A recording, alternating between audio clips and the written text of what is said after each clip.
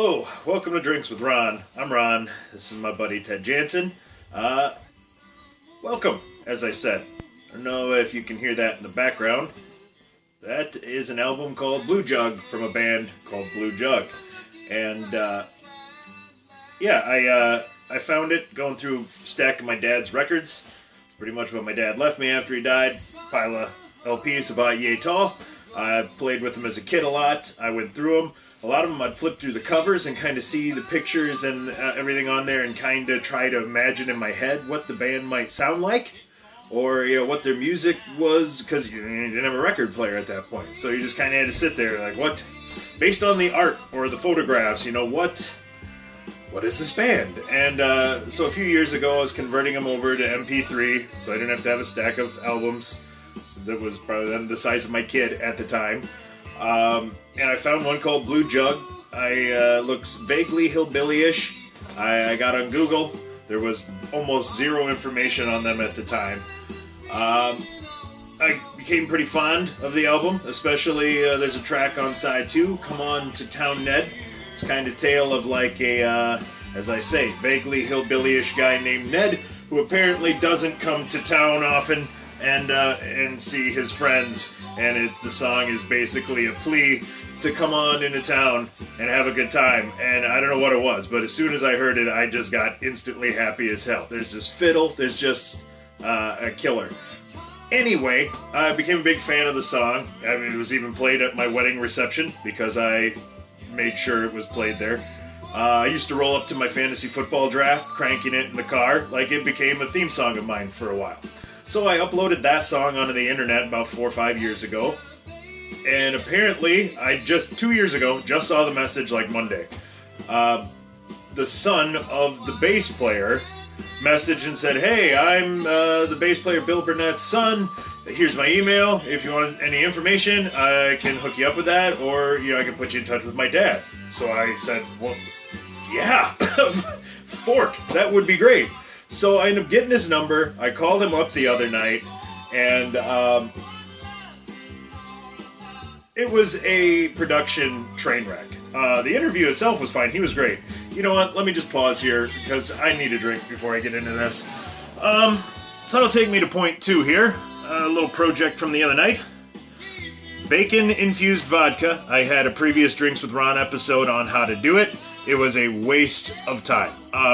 Here's what you do. You cook some bacon. I got some thick-cut applewood. You put it in a thing. You let it sit in the fridge for a day or two. You filter the whole thing through coffee filters. Get all the fat and the chunks out of it. The internet say that it is then safe to keep on a shelf sealed at room temperature. I don't. There's bacon. There's pork. Even cooked and soaking in alcohol. I'm gonna leave mine in the fridge. But, I'm impatient. And I'm going to try it now before I go through the whole filtering process. Hopefully it is baconed appropriately because I need a bacon bloody. Jigger at the ready. I believe this side is, this might be a straight ounce. Yeah, I think that's a straight ounce. Whoop! And hit the meniscus on that bad boy. Sloppy pour, Ron. Shit, look who forgot ice. Problem rectified. Alright, so I got ice me up here. I'm actually going to go with the seasoned salt. Not a move I normally do, but I've got Penzies, so I'm going to act like I'm a highfalutin rich man. Throw a little bit in there. Bacon's in there. If you look back at a past Drinks with Ron, my buddy Parker and I did a King of Bloody Mary mixers, and Zing Zang actually won. So I went to the store yesterday. I was going to buy Zing Zang, and then I saw this down on the bottom shelf. A little Bucky Badger Bloody Mary. And if you watch any of the episodes, you'll know one of my themes is I try to keep food, drink, alcohol, everything in state if I can. So that's what I'm doing here. Oh, I guess before I pour, though, I got various other accoutrements. This time we're going to keep it Wisconsin here. This is locally shot deer. Well, he was killed right here locally. So venison stick, that's going to be my stir guy. I botched this. I think you got to put that in there before the ice. Is how that goes down. Nice. Way to go, Ron. Smoldering Trainwreck. So, what the hell? Let's throw in some bacon for good measure. Just in case I didn't bacon my vodka enough. I got some red peppers cut. I'm just gonna drop those fellers over top the deer stick. Just to make it look cool. I didn't have the proper pickles, man. This is gonna be one cobbled ass bloody.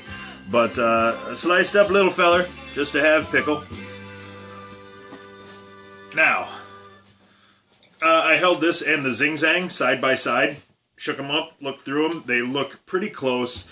I went down the list of ingredients, and Zing Zang's got a lot of weird shit in it. This is pretty straightforward. I mean, there's like 6 ingredients in here. So I was good with that. I mean, one of them was fish. I believe there might be some variety of anchovy pieces, sauce, anchovy juice in here. I'm not clear on that. But I thought, like I said, keeping it in Wisconsin, and I didn't feel like I needed all that shit. Of course, you know the drill. If you're a bloody aficionado, good bloody's got to have a good chaser. Again, keeping it in state. I've got homebrew here, County K Ale, my grandpa's recipe, and the worst spot for a bottle opener. It's my grandpa's recipe. We found it cleaning out their house after my grandparents died. I am trying to match it, but it is very vague. So this is like temp number 4 or 5. Changing things a little bit each time, just to see the slight variances. So there we are. I got my Wisconsin beer chaser, got my Wisconsin Bloody Mary mix, my locally shot and killed deer, and yeah, so I'm feeling pretty local, is what I'm telling you. Did you smell meat from upstairs? Man, you are a high-powered beggar. So anyway, back to my story. I call a guy's name is Bill Burnett. He was the bass player. So I call him up and basically say, hey, I'm some guy in Wisconsin. I was hoping to talk to you about your album. And he was great.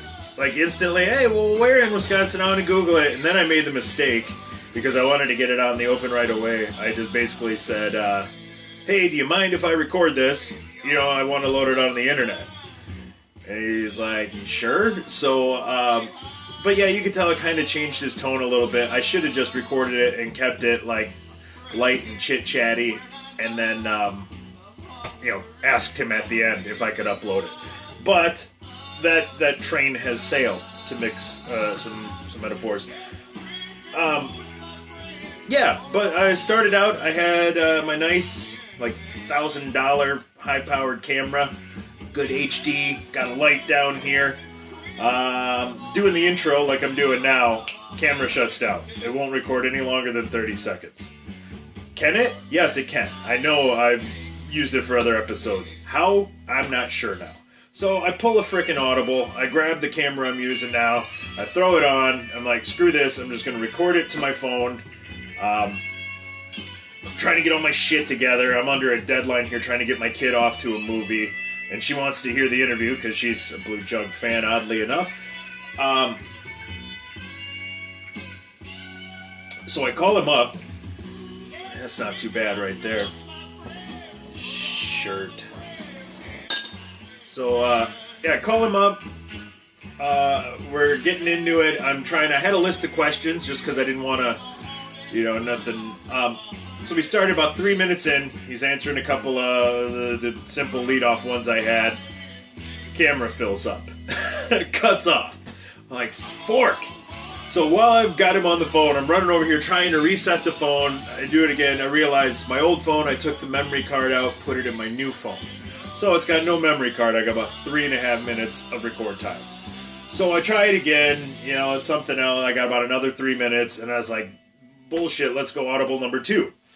So while I finally asked him a question about what equipment he uses when he was playing, and he's answering this question, giving me his whole rig and his whole setup, camera goes down, so I pull the Audible, I go to YouTube Live, which if you've ever seen YouTube Live, it's like the weirdest Hunter Thompson dreamscape. Everything, like this wall looked like teal green. This identical beer looked Smurf piss blue. And if you can see, it is not. It is a very rich colored ale. Yeah, that's a decent bloody chaser. So yeah, I did like the last 12 minutes in thank you, Ted Jansen. So I did the last 12 minutes of the interview. Christ, dude. The last 12 minutes in weird Smurf tone, Hunter Thompson, head full of mescaline looking color. And I said, he was great. I got some great information. I asked him about some of the songs. He wasn't the main writer of like lyrics and such, so there was some stuff he couldn't answer for me. But he was very cool. Told me I'd call him back sometime, which I would like to do because, you know, the second you hang up, you think of 5 more. Oh, I should have. Fuck, is he still playing? You know, how old's the guy? And so he was down in Tennessee. So I, was trying to be polite as I could, trying not to swear, because I, been down south, the whole Southern gentleman thing, and trying to address him as sir, if I could remember to, which I awkwardly said like 7 times as I was trying to get everything to disconnect at the end. It's like, thank you, sir. Sir, thank you for your time. Thank you for your time, sir. Thank you, sir. Yeah, so it was like that. So now, the question is, what the fork do I do with this? So I've explained to you the whole train wreck. Listen, the interview itself was fine. He was great. The phone didn't sound terrible, so my audio was decent, but it was the whole recording. Like, it took me a minute. He had a southern accent, and my speaker was a little... So between the accent and my speaker being a little jumbled, it was almost like a language barrier for about 90 seconds until I settled in. But, yeah, so I'm not sure what to do. Do I edit this thing together and splice the 3 things in with a little intro basically saying, look, I shit the bed here. You want to watch a guy have a slow motion train wreck and just... Like, I'm not some chump, okay? I did a couple years in radio. I've given interviews. We used to have comedians call in, blah, blah, blah. Yeah, I can do an interview. I can do a high-pressure interview. I've interviewed people with thousands of people listening. It's not a big deal, especially when it's, I'm recording it. So, as epically as I botched this thing, like a lot of stammering, and like I said, I had a list of questions, but still, and I was almost nervous, which is weird because I didn't even know the guy's name a week ago, and now here I am like, oh shit, I'm just a touch nervous. So I don't know. You guys tell me, what the shit do I do with this? Is it, do I upload it? Is the story sufficient? Do you have a hankering for more info on Blue Jug? I do.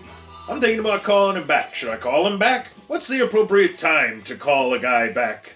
So it was like dating. What's the appropriate time before you call a bass player back after your first interview? Do I want to play it? I want to call him right away tomorrow and seem too eager for another interview. Like, do I... And that word, interview. Do I keep using that? I mean, technically that's what it is. I'm calling the guy and asking him questions about things, but it's not like... I don't know. And it seems wrong to call the clusterfuck smoldering train wreck of a mechanical process I used for this last thing an interview, but I can't think of another word that better fits calling a person and asking them questions about things that they've done. But I'll leave her there. Even with this bacon in here, I'm not tasting a lot of bacon. I think the vodka's got to sit 48 hours, or you got to use way more bacon than I did. I used the fattiest parts of 3 strips, so we'll see. But the Bucky Badger is solid, a little bit spicy. I kind of like it. Blue Jug, I just found an article on them on Rolling Stone. They put an article out, 20 albums that we loved in the 70s that you've never heard of. There they were at number 20, so you can find some more info on them online now. I suggest you go look for Blue Jug. Check it out. There's some solid music on there. And you can't find it, hit me up. I'm playing the album right now. After my computer crash last year, 2 years ago, I I probably don't have it on MP3, but that would be a good excuse for me to get off my ass and load it in. So, for Drinks with Ron, Ted Jansen, probably about to take a dump in my basement. I'm Ron, signing off. Don't eat my gloves, you dick. Ted Jansen.